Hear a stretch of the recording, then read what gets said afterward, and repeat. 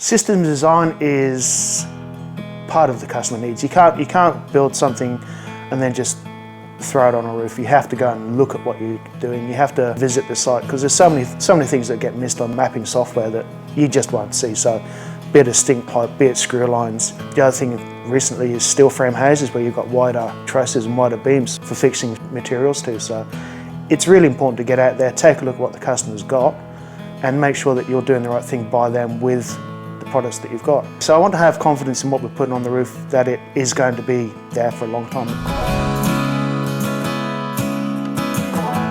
Sometimes I'll walk away and say no if I don't think it's going to be feasible. I don't know if customers want to hear that all the time, but you can't do all jobs basically. You've got to be on it. You can't miss a trick. You have to be focused on what you're looking at, what you're doing, making sure the right thing's done by you and by the people that you're employing. If you set a good example, lead from the front, get the right thing done.